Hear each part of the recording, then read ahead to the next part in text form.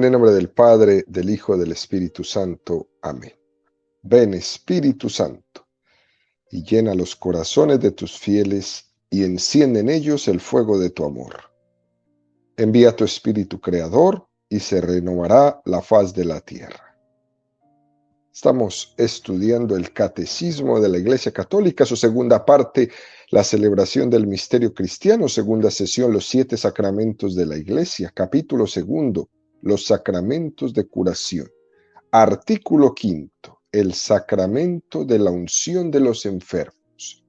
Estamos en el primer apartado de este artículo, donde el Catecismo dedica 15 números al estudio del tema que tiene como título Fundamentos de la economía de la salvación.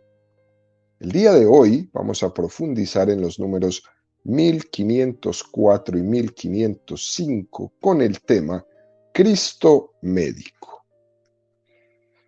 Número 1504 del Catecismo de la Iglesia Católica dice: a menudo Jesús pide a los enfermos que crean. Se sirve de signos para curar, saliva e imposición de manos, barro y ablución. Los enfermos tratan de tocarlo, pues salía de él una fuerza que los curaba a todos. Así, en los sacramentos, Cristo continúa tocándonos para sanarnos. Un número precioso que nos presenta el Catecismo en esta mañana, queridos amigos, cuando empieza diciendo que Jesús, al acercarse a los enfermos que se agolpaban para tocarle, les imponía las manos, les tocaba, hacía signos muy visibles para que nosotros ahora entendamos que eso era como una especie de escuela de lo que posteriormente habían de ser los sacramentos. Qué cosa tan hermosa esta pedagogía que Jesús usa con los signos, con los símbolos, para ir educándonos en lo que iba a quedar perpetuado para siempre después de su ascensión a los cielos, que serían los 7 sacramentos de la Iglesia. Cristo instituyó los sacramentos en conformidad con ese estilo suyo de acercarse a los más débiles.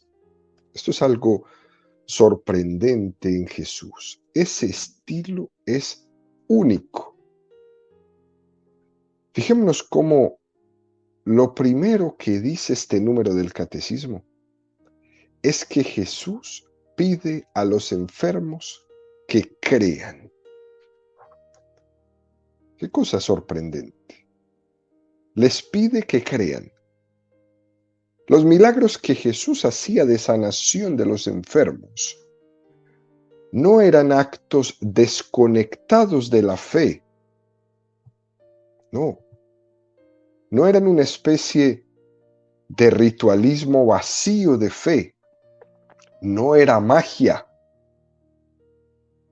No era un ritualismo mecánico como cuando alguien de niño nos decía que tomáramos la lámpara y la frotáramos porque iba a salir de esa lámpara un mago para concederme un deseo. No, eso no era lo que Jesús hacía. Por ejemplo, nos propone el Catecismo Marcos 5, 34, 36. Jesús les dijo: hija, tu fe te ha salvado. Vete en paz y queda curada de tu enfermedad. Todavía estaba hablando cuando llegaron unas personas de la casa del jefe de la sinagoga y le dijeron: tu hija ya murió. ¿Para qué vas a seguir molestando al maestro?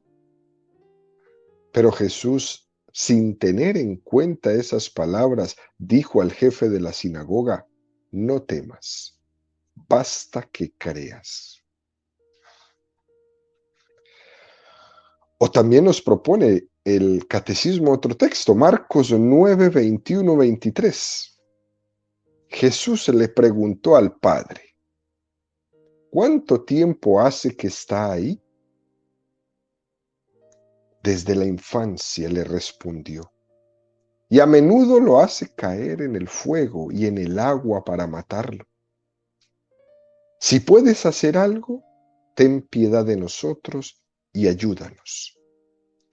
Si puedes, respondió Jesús, todo es posible para el que cree. Inmediatamente el padre del niño exclamó, creo, ayúdame, porque tengo poca fe. Jesús pedía la fe cuando iba a hacer un milagro de curación. Incluso dice, que se haga según tu fe. Esto, queridos amigos, exige de nosotros una meditación muy importante sobre este aspecto de los milagros. Por una parte, está claro que son signos visibles que Jesús hacía para provocar la fe y estaban testificando la divinidad de Jesucristo, ¿sí? Pero muy importante tener en cuenta que Jesús pide fe para hacer un milagro. Realmente los milagros no son ni pueden ser la causa de la fe. Jesús pide fe para hacer un milagro. Y puede parecer algunas veces una contradicción, pero no es así. Las dos cosas son a la vez verdad. El milagro provoca la fe y Jesús pide la fe para hacer el milagro.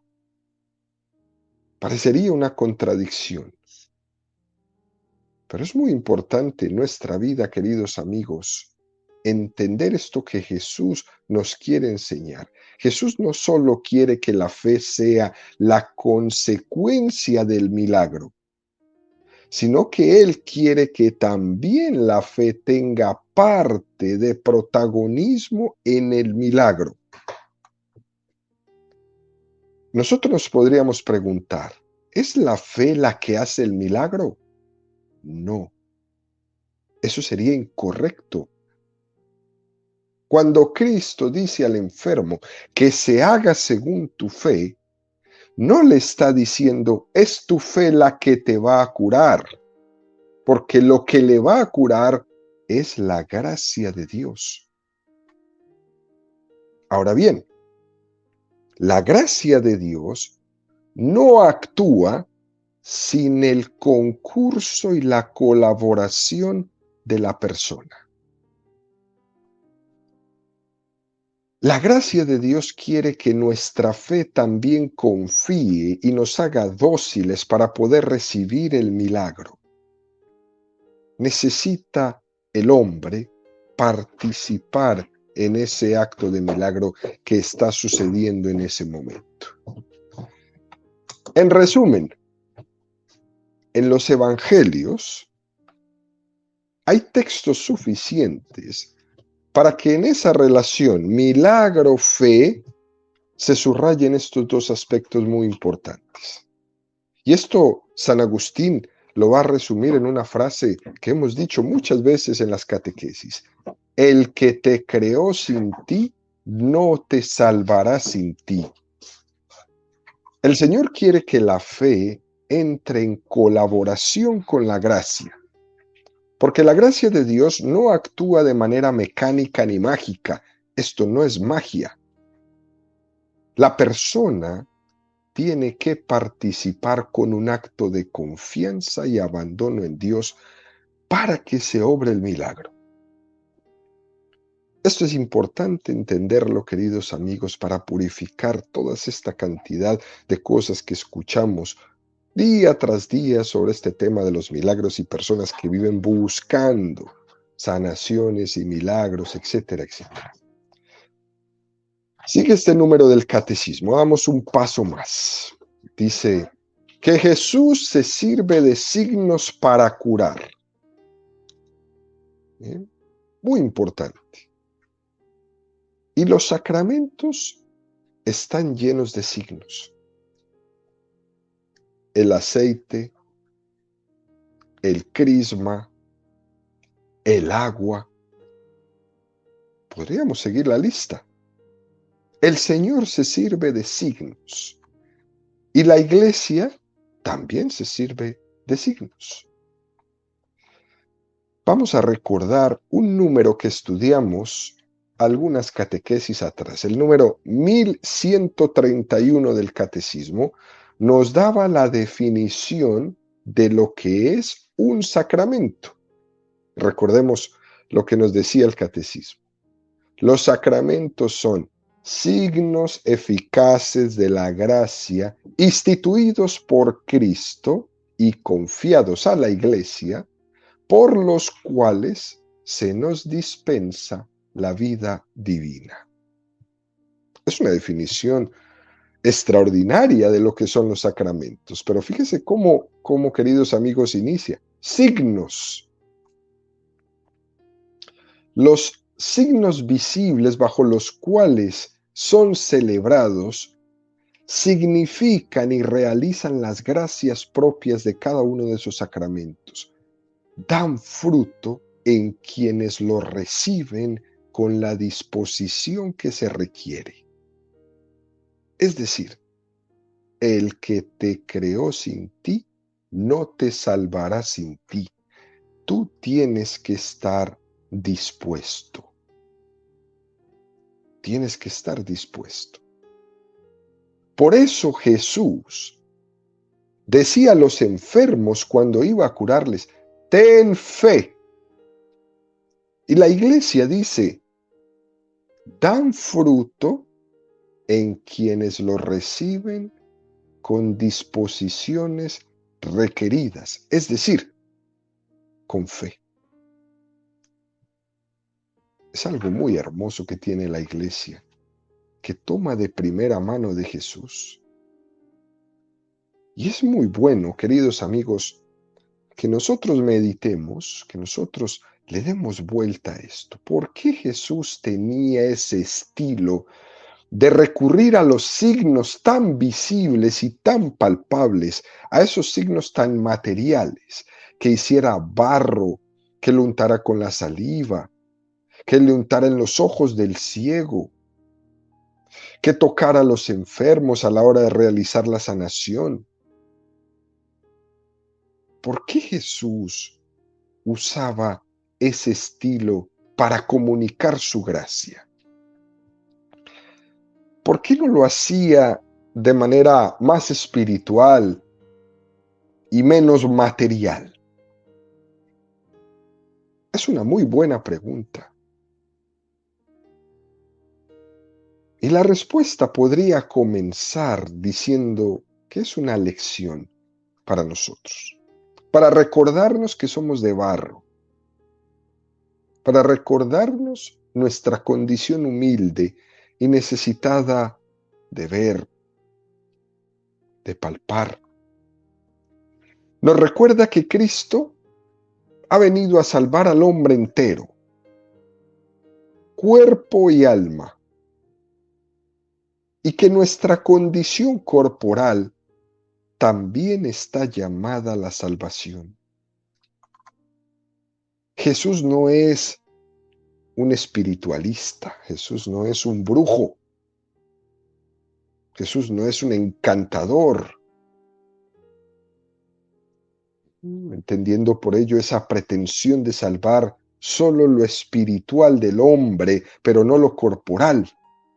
Y por eso el cristianismo es completamente contradictorio a todas esas teorías orientalistas de la reencarnación y todo esto que se promulga hoy día y que confunde a tantos cristianos alrededor del mundo. Cristo vino a salvar al hombre entero.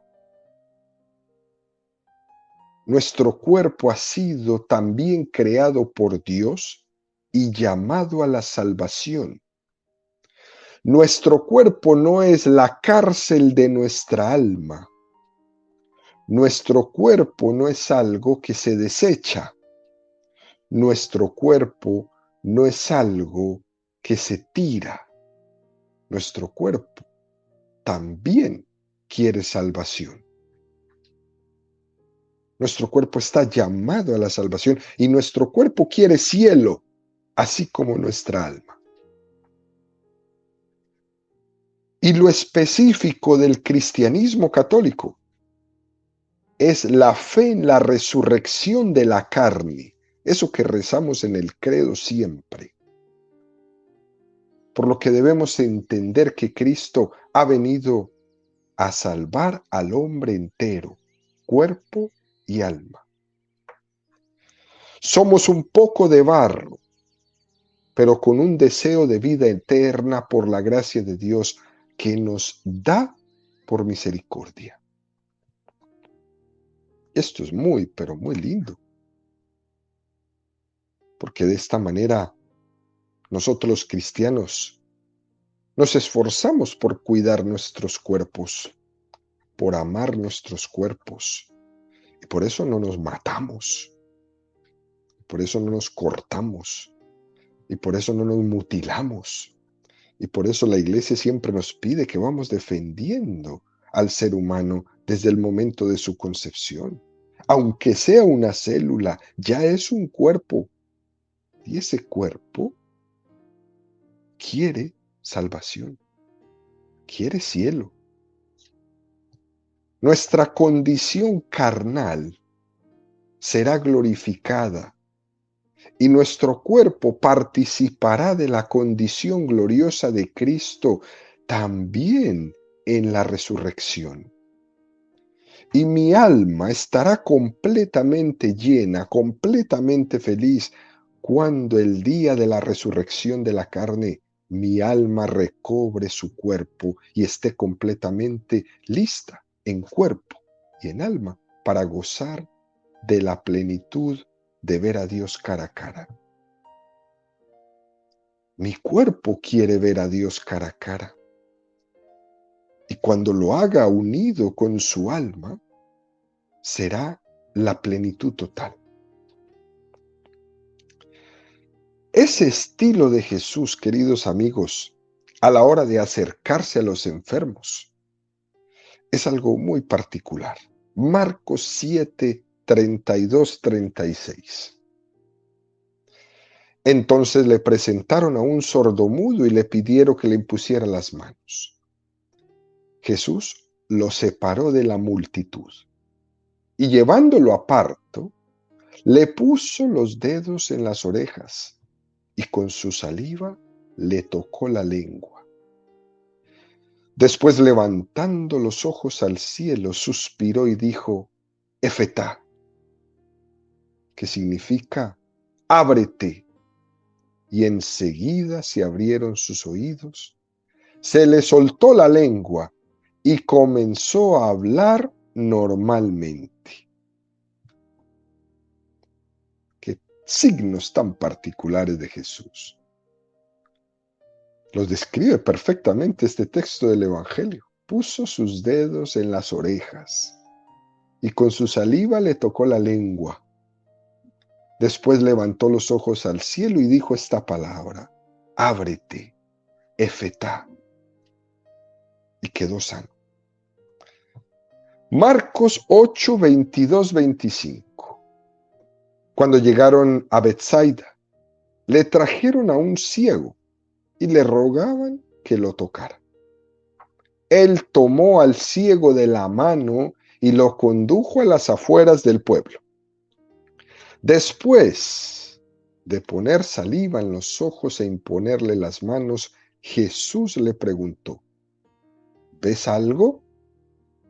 El ciego, que comenzaba a ver, le respondió, veo hombres como si fueran árboles que caminan. Jesús le puso nuevamente las manos sobre los ojos y el hombre recuperó la vista. Así quedó curado y veía todo con claridad. Otro texto, Juan 9, 6, 7. Después que dijo esto, escupió en la tierra, hizo barro con la saliva y lo puso sobre los ojos del ciego, diciéndole: ve a lavarte a la piscina de Siloé, que significa enviado. El ciego fue, se lavó y al regresar ya veía. Este estilo de Jesús, el pueblo de la calle, el pueblo fiel, el pueblo de los sencillos, lo ha traducido en el estilo propio de Jesús.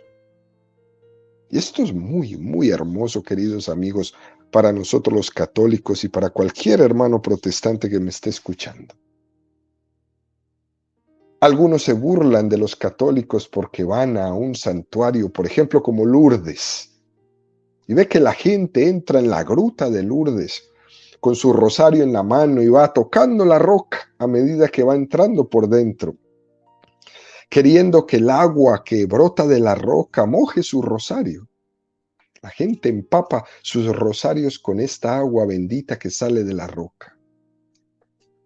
Es decir, ese estilo de Jesús, de hacer signos muy visibles para que a través de ellos se pueda comunicar la gracia, es un estilo que el pueblo de Dios católico ha asumido a través de una expresión de su religiosidad. Y el mundo lo ridiculiza. Nos dicen supersticiosos, nos dicen, bueno, tontos, nos dicen idólatras y todas estas cosas que estamos acostumbrados a escuchar.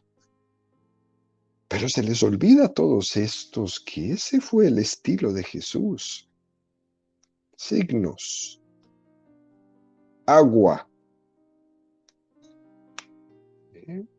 signos por todas partes para el pueblo de Dios. Por eso, lejos de acusar la fe de los sencillos, hay que decir que esa fe está en perfecta consonancia con el estilo de Jesús en los evangelios.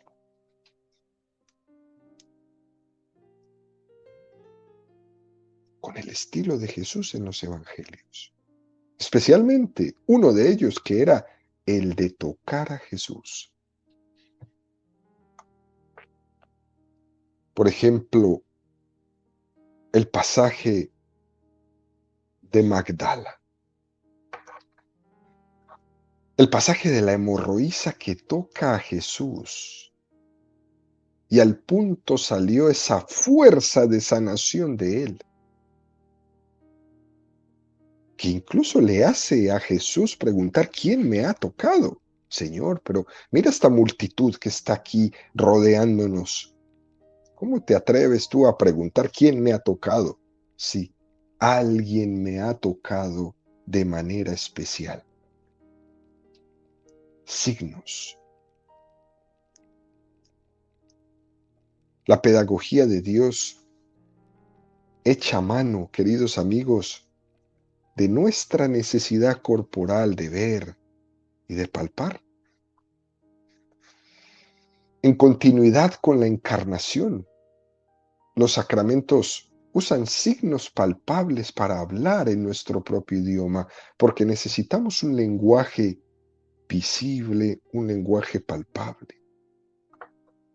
De hecho, nosotros los católicos tenemos el permiso divino para poder hacer una imagen de Dios, cosa que no usan ni los judíos ni los musulmanes, pero nosotros los católicos sí. ¿Y cuál es el permiso para hacer una imagen de Dios? El permiso es la encarnación del Hijo de Dios. Ahí en la cueva de Belén, Dios quiso que nosotros viéramos su rostro.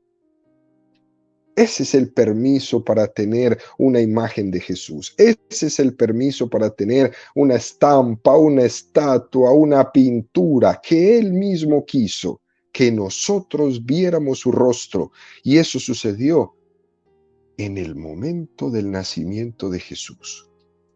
La continuidad de la encarnación del Hijo de Dios, que fue el nacimiento en esa gruta de Belén, es el permiso para nosotros ver, palpar y quedarnos para siempre con la imagen de Dios que quiso venir a morar entre nosotros. Eso es un regalo del cielo para nuestros ojos. Eso es un regalo del cielo para nuestra memoria. Eso es un regalo del cielo para nuestros recuerdos. Por eso los católicos nos deleitamos en el arte religioso. Por eso los católicos nos deleitamos en las esculturas, en las imágenes, en las pinturas, en todo lo que los hombres santamente han hecho a través de la historia de la humanidad para presentarnos las figuras y las imágenes de lo divino, porque tienen el permiso. Y ese permiso fue divino y fue en la cueva de Belén. A esto se refiere este número cuando menciona que en los sacramentos Cristo continúa tocándonos para sanarnos. Cada vez que recibimos un sacramento y se hace un signo visible, Jesús continúa tocándonos. Cuando en el sacramento de la confesión el sacerdote impone su mano en señal de la absolución, Cristo continúa tocándonos. Igual cuando en el bautismo se derrama el agua sobre la cabeza del niño, del catecúmeno, o en la unción de los enfermos cuando el sacerdote impone las manos sobre el enfermo o le unge, Cristo continúa tocándonos. Por eso, queridos amigos, nosotros los católicos tenemos que ponernos muy alertas a esa tendencia tan fuerte que nos van por ahí metiendo de que uno solo se comunica con Dios y que ya con eso basta. Que yo no necesito de los sacramentos, que yo no necesito de una iglesia, que yo no necesito nada. Una especie de desprecio a todos estos signos. Porque eso en el fondo es rechazar los signos visibles que Dios nos ha dejado, el permiso que Dios nos ha dejado de tenerlo visiblemente entre nosotros, para entrar en ese subjetivismo de que uno no necesita de nada. De que uno no necesita de nada. Dicho esto, el catecismo da un paso más y nos regala el número 1505 que dice: conmovido por tantos sufrimientos, Cristo no solo se deja tocar por los enfermos, sino que hace suyas sus miserias. Él tomó nuestras flaquezas y cargó con nuestras enfermedades. No curó a todos los enfermos. Sus curaciones eran signos de la venida del reino de Dios. Anunciaban una curación más radical, la victoria sobre el pecado y la muerte por su Pascua. En la cruz, Cristo tomó sobre sí todo el peso del mal y quitó el pecado del mundo, del que la enfermedad no es sino una consecuencia. Por su pasión y su muerte en la cruz, Cristo dio un sentido nuevo al sufrimiento. Desde entonces, este nos configura con Él y nos une a su pasión redentora. Y en este precioso número del Catecismo nos van a citar dos pasajes, uno del Antiguo Testamento y uno del Nuevo Testamento. Isaías 53, 3, 4. Despreciado, desechado por los hombres, abrumado de dolores y habituado al sufrimiento, como alguien ante quien se aparta el rostro, tan despreciado que lo tuvimos por nada. Pero Él soportaba nuestros sufrimientos y cargaba con nuestras dolencias, y nosotros los considerábamos golpeado, herido por Dios y humillado. Y el texto del Nuevo Testamento, Mateo 8, 16, 17. Al atardecer le llevaron muchos endemoniados, y él, con su palabra, expulsó a los espíritus y curó a todos los que estaban enfermos, para que se cumpliera lo que había anunciado el profeta Isaías. Él tomó nuestras debilidades y cargó sobre sí nuestras enfermedades. Curando a los enfermos, Jesús estaba cargando también con nuestras propias enfermedades. En los evangelios se nos dice que Jesús no, en los evangelios no se dice que Jesús en algún momento estuvo enfermo. No se encuentra en ninguna parte que diría Jesús pasó un par de días enfermo. Pero nos imaginamos que Jesús, desde el momento en que se encarnó, asumió esa condición humana que también estaba afectada por la enfermedad y sin duda alguna padecería alguna enfermedad propia de su tiempo. Por ejemplo, se sabe que Jesús iba creciendo en su cuerpo, iba envejeciendo. Entonces, en la encarnación, por una parte, asumió la enfermedad, pero es que además se acercaba a los enfermos sintiéndose conmovido, hasta el punto que hacía suyas las enfermedades que curaba. Hay algunas personas que tienen una vocación muy especial de cuidado y atención de enfermos. Esto no lo tiene todo el mundo, pero hay unas personas que son nacidas para ello. Y Dios les da el carisma de aliviar a los enfermos compartiendo su propio sufrimiento. Y muchos de ustedes que me están escuchando, les aseguro que han vivido esto en carne propia, cuidando a su mamá, cuidando a su papá, hasta el momento de entregarlos al Señor cuando los llama a la vida eterna. 20, 30, 40 años cuidando a esos enfermos que cada día se iban poniendo peor. Dios te dio esa vocación. Dice el catecismo que Jesús no curó a todos los enfermos, que sus curaciones eran signos de la venida del reino de Dios. Anunciaban una curación más radical, la victoria sobre el pecado y la muerte por su Pascua.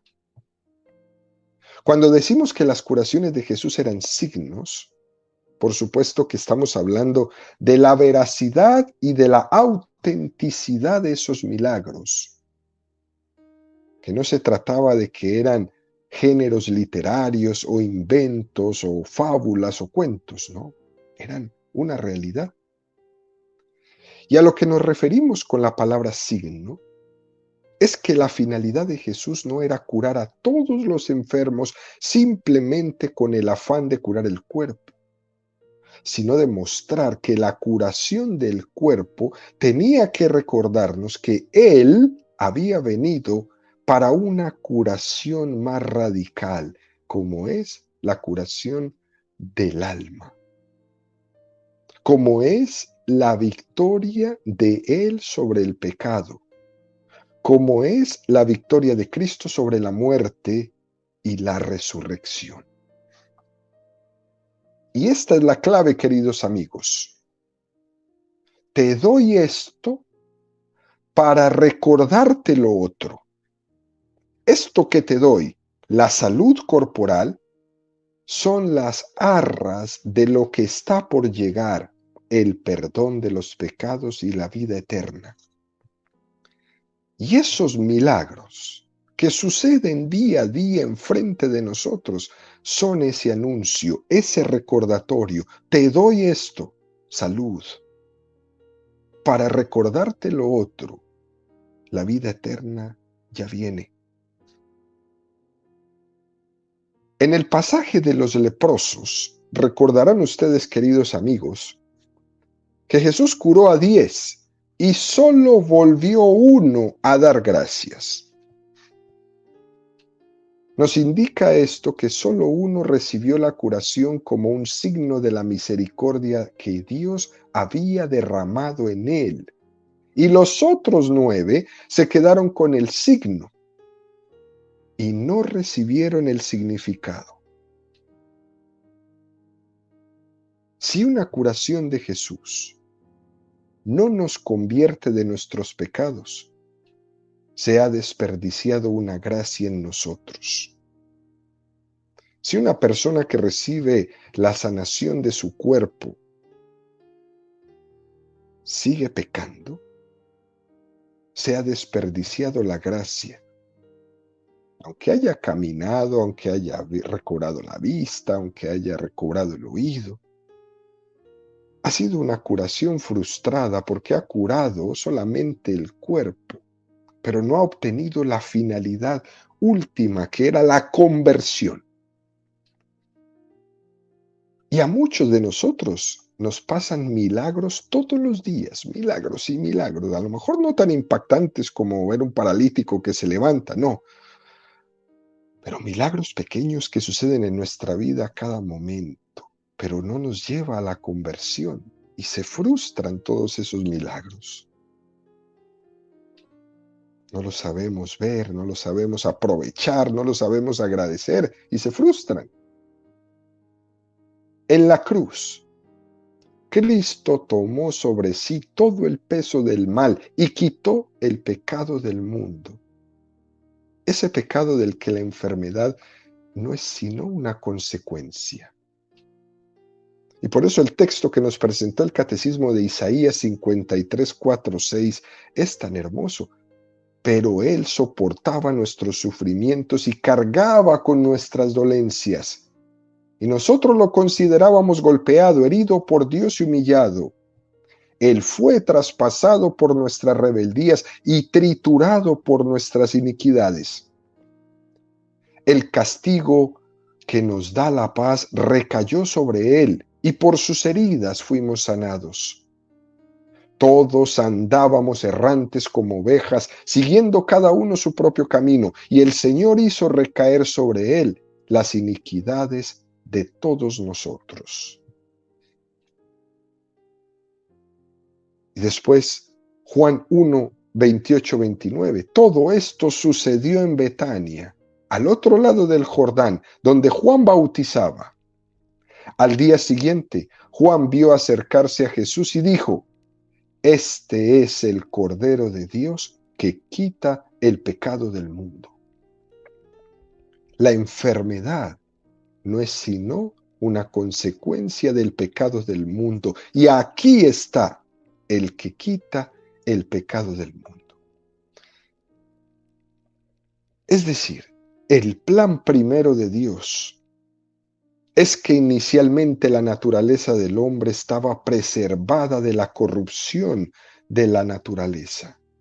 Y Adán y Eva estaban llamados a vivir en el paraíso preservados de la enfermedad y de la muerte. Y el pecado lo que hizo fue romper ese vínculo especial que existía en ese hombre que estaba protegido de ese desgaste que tiene la naturaleza. El pecado genera ese rompimiento.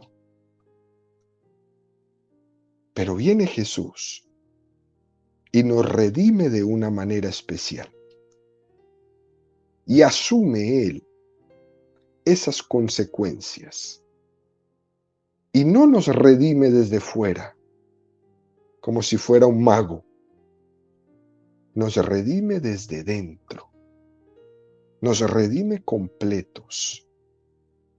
Cristo se introduce en nuestra vida y asume esa realidad que nos quiere y que nos da la redención. Por eso concluye este número del Catecismo diciendo: por su pasión y su muerte en la cruz, Cristo dio un sentido nuevo al sufrimiento. Y desde entonces, Este nos configura con Él y nos une a su pasión redentora. Es decir, desde el momento que Jesús asumió el sufrimiento para redimirnos, nosotros aprendemos el estilo de Jesús. El estilo de Jesús. Todo sufrimiento unido a la cruz de Cristo se convierte en redentor. Por eso, todo unido a la cruz de Cristo, nada queda inútil. Por mucho que uno no entienda, que piense que hay sufrimientos totalmente absurdos, que no tienen utilidad alguna, que son páginas de la historia personal de cada uno que preferiríamos olvidar o que no tendrían que haber ocurrido, tenemos que afirmar que eso no es cierto. Jesús nos enseña que todo sufrimiento unido a Él es redentor. Todo sufrimiento. Que aquí no se desperdicia nada para nuestra salvación y que todo concurre para bien de los que aman a Dios. Cristo desde la cruz se convierte, por tanto, queridos amigos, en nuestro Redentor y para Él nada, absolutamente nada que ocurra en nuestra vida es inútil.